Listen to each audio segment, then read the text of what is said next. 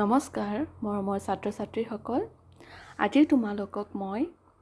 তোমালোকৰ ক্লাছ 9ৰ lesson number 2 The Sound of Music Part 1 Evelyn Glennie listens to sound without hearing it এই পাঠটিৰ প্ৰথম তিনিটা paragraph মই বুজাবলৈ গৈ আছো তাৰ আগতে আমি before you read এটো পঢ়োচোন ইয়াত কি লিখা আছে God may have taken her hearing but he has given her back something extraordinary. এটো এভলিন গ্লেনি নামৰ ছোৱালী এজনীৰ কথা কোৱা হৈছে তাই কানেদি নুশুনিছিল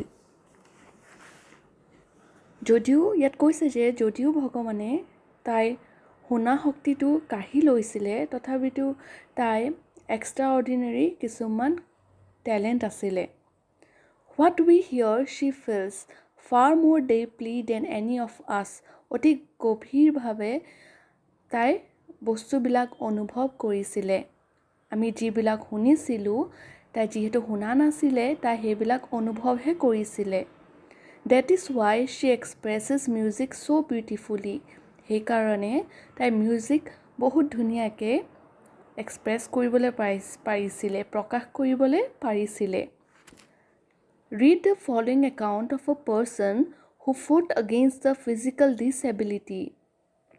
তাই physical disability এইটোৱে আছিলে যে তাই কানেদি শুনা নাছিলে and made her life a success story. আৰু যদিও তাই কানেদি শুনা নাছিলে তাই এটা টেলেন্ট আছিলে তাৰ মিউজিকৰ প্ৰতি বহুত ইন্টাৰেষ্ট আছিলে সেই কাৰণে তাই এই কাহিনীটো তাই কেনেকৈ সফল হৈ জীৱনত আগবাঢ়ি গৈছিলে এতিয়া আমি পাঠটো আৰম্ভ কৰো Rush hour crowds jostle for position on the underground train platform A slight girl looking younger than her 17 years was nervous yet excited as she felt the vibrations of the approaching train It was her first day at the prestigious Royal Academy of Music in London and daunting enough for any teenager fresh from a Scottish farm. But this aspiring musician faced a bigger challenge than most. She was profoundly deaf. ইয়াত কৈছে যে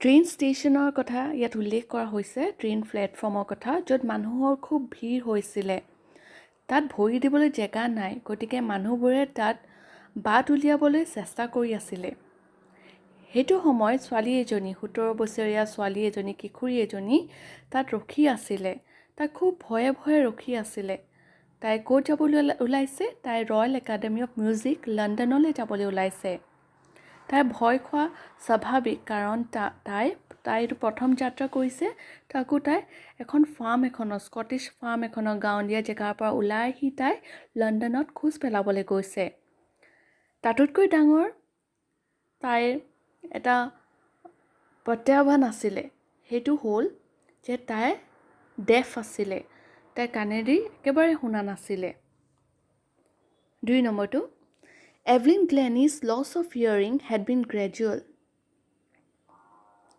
Her mother remembers noticing something was wrong when the 8-year-old Evelyn was wanting to play the piano.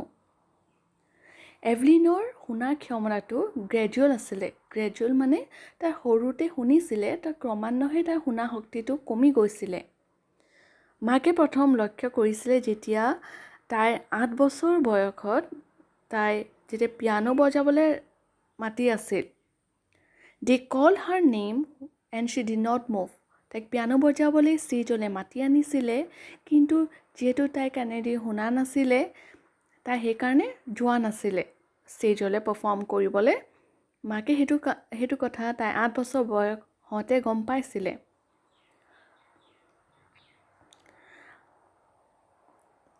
They called her name and she did not move. I suddenly realized she had not heard. তেতিয়া মাকে বুজি পালে যে তাই কানেদি শুনা নাই She is Isabel Glennie. এটা Isabel Glennie কোন হয় Isabel Glennie তাইৰ মাক হয় মাকৰ নাম Isabel Glennie.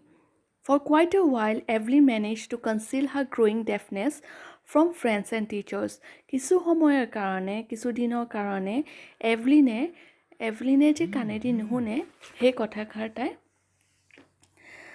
মাকে গম পাইছিলে, কিন্তু ফ্ৰেণ্ডছ আৰু টিচাৰ্ছ মানে বন্ধু আৰু শিক্ষকসকলৰ পৰা তাই লুকুৱাই ৰাখিছিলে।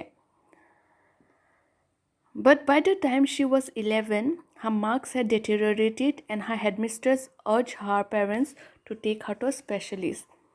যেতিয়া 11 বছৰ বয়স হ'ল, তেতিয়া মাক দেউতাকক হেডমিষ্ট্ৰেছে ক'লে যে আহক আপুনি ছোৱালীজনীক এটা স্পেচিয়েলিষ্ট, ভাল চিকিৎসক এজনক দেখুৱাওক।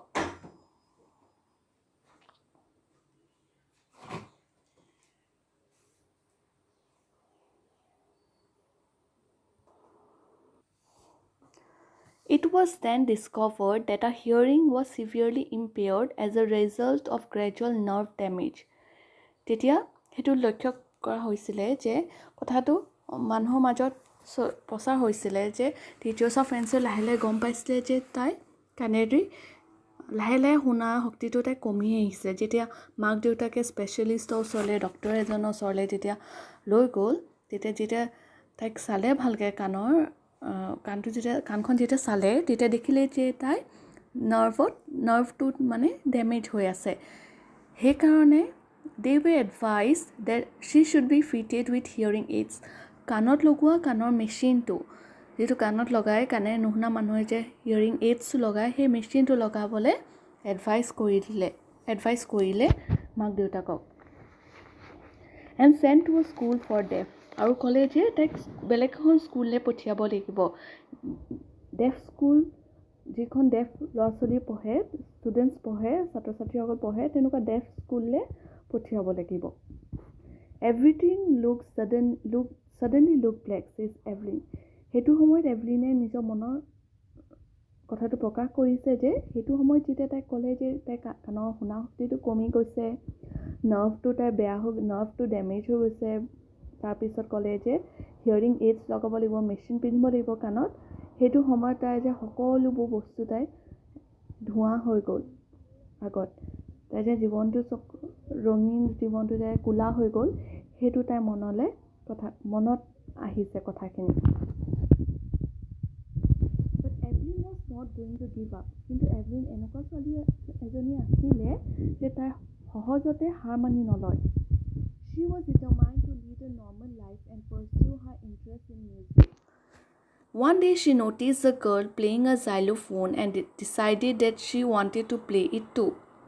Most of the teachers discouraged her, but percussionist Ron Forbes spotted her potential. ইয়াত কৈছিলে যে যদিও তাইক এইবিলাক কথা কোৱা হৈছিলে, কিন্তু তাই হাৰ মানি লোৱা নাছিলে। তাই বেলেগ ছোৱালীৰ দৰে, তাইৰ লগৰ বন্ধুৰ নিচিনাকৈ এটা নৰ্মেল লাইফ, এটা সাধাৰণ জীৱন এটা জীয়াবলৈ ইচ্ছা আছিলে।